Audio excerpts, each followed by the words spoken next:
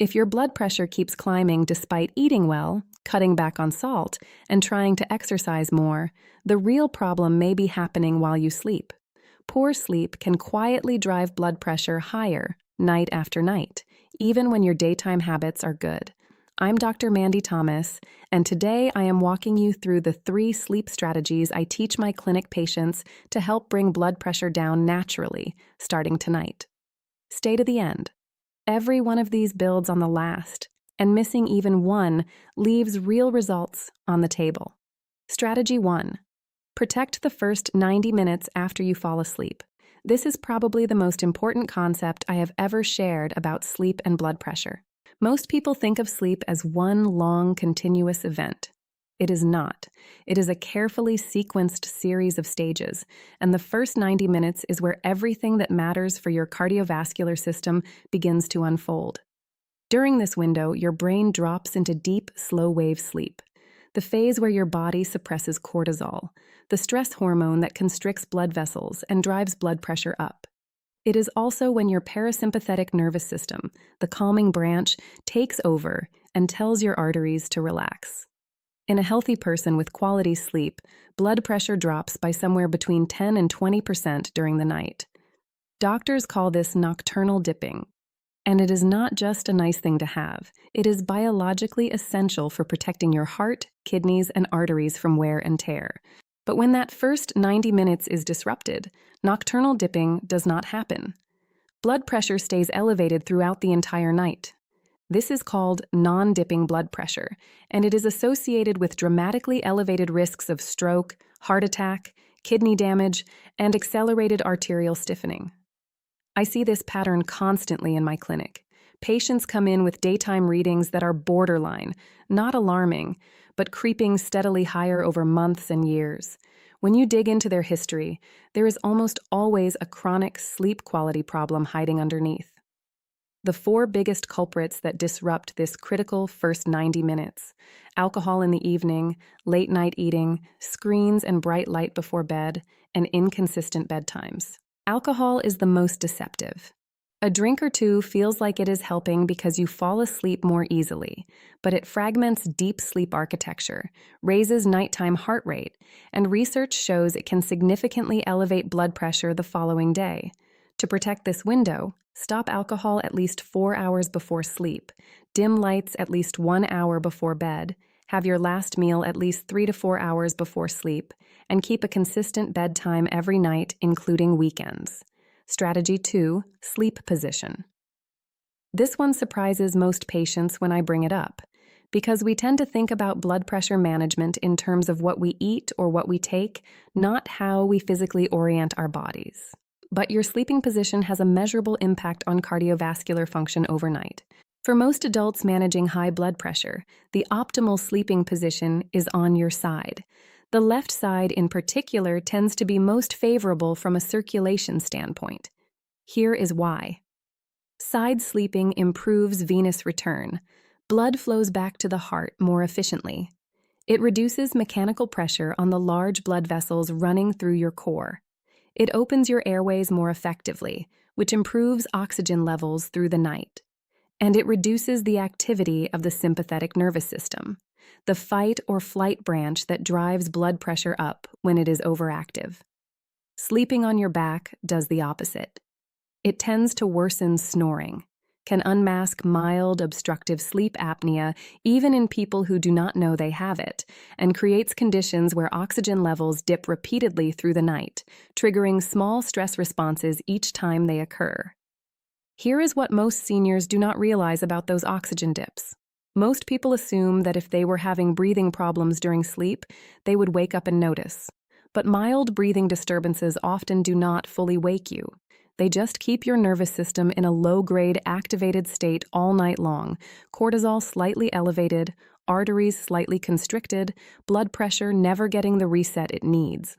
If you are not a natural side sleeper, try placing a firm pillow behind your back to prevent rolling onto it. Hugging a body pillow in front of you helps your body stay in position through the night. If you deal with acid reflux or snoring, slightly elevating the head of your bed adds further benefit. The goal is simply to reduce the cumulative cardiovascular strain your body silently carries every single night. Now I want to pause here. Every week, I break down one cardiovascular mistake that quietly damages heart health after 60. If you want science-based guidance, you can actually use subscribe right now and turn on notifications. And share this today with a senior you care about who is managing blood pressure. The third strategy is the one that ties everything together, and almost nobody talks about it. Strategy 3. Downshift your nervous system before you close your eyes. Even if you protect those first 90 minutes and sleep in the right position, if your nervous system is still running in fight or flight mode when your head hits the pillow, your blood pressure will stay elevated deep into the night regardless. Think about the typical evening, checking your phone right up until bedtime. A stressful day still being processed. Thinking about tomorrow's responsibilities. Your sympathetic nervous system has been engaged for hours, and it does not automatically switch off just because you lie down. What you need is a deliberate transition. A few minutes of intentional practice that signals to your brain and body that the day is over, that it is safe to let your guard down, and that it is time for your cardiovascular system to begin its nightly restoration process. The technique I teach my patients is called resonance breathing. 5 minutes is all it takes. Find a quiet spot where you can sit comfortably, spine relatively upright. Inhale through your nose for 5 seconds. Exhale slowly through your mouth for 5 seconds. Repeat continuously for 5 minutes before getting into bed.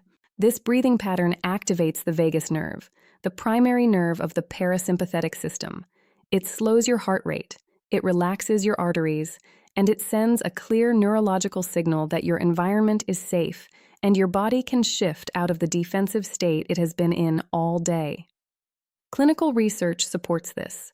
Slow, controlled breathing of this kind has been shown to reduce nighttime blood pressure, improve heart rate variability, and enhance both sleep quality and sleep continuity throughout the night.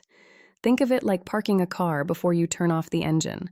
If you are driving at full speed and suddenly slam the brakes and cut the engine, everything shudders. But if you decelerate gradually, pull smoothly into a parking space, let the engine idle for a moment, then turn it off. Everything is calm. That is what 5 minutes of resonance breathing does for your nervous system before sleep. 5 fast supporting habits that make these 3 strategies work even better. Consistent sleep and wake schedule.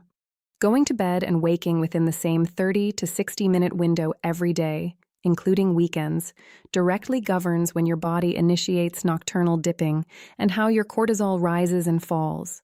Even 2 or 3 nights of inconsistent timing each week can meaningfully disrupt blood pressure patterns. Dim your environment 60 to 90 minutes before bed. Bright light suppresses melatonin, the hormone your brain uses to initiate sleep. This matters even more for seniors because melatonin production declines naturally with age. Switch to lamps, use warmer, lower-intensity bulbs, or try red light bulbs in bedside lamps which have minimal impact on melatonin. Create a wind-down ritual, gentle stretching, calm reading, prayer, meditation, or journaling.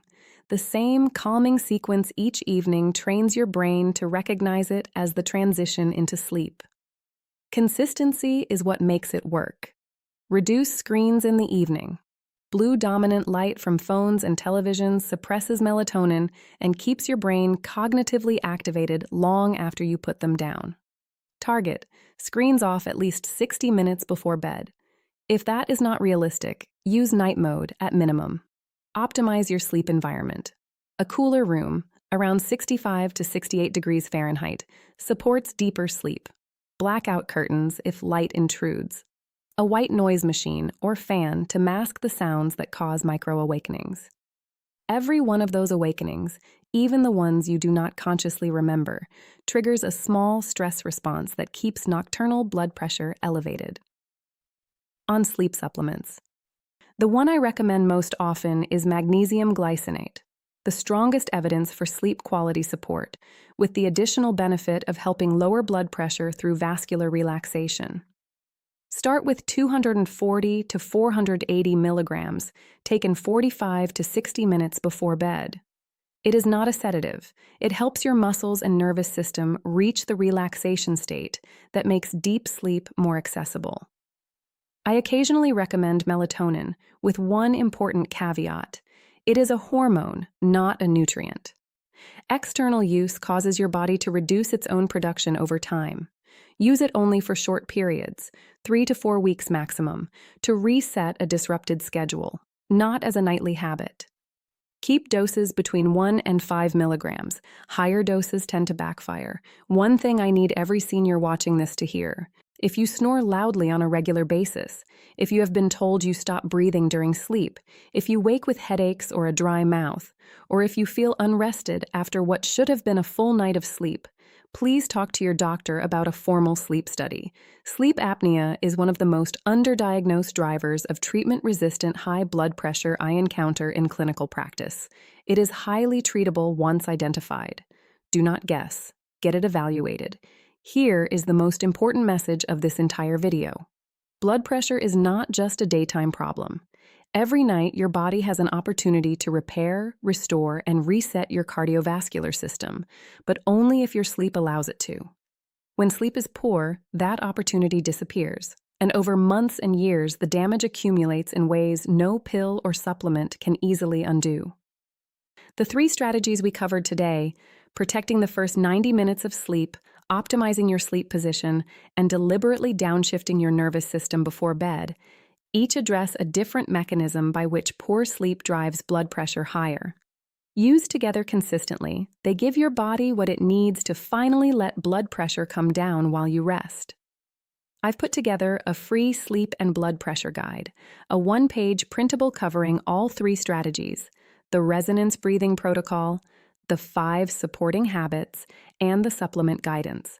I created this for my clinic patients, and it is available in the description for now. Drop a comment below. Which of these 3 strategies are you starting tonight? I read everyone.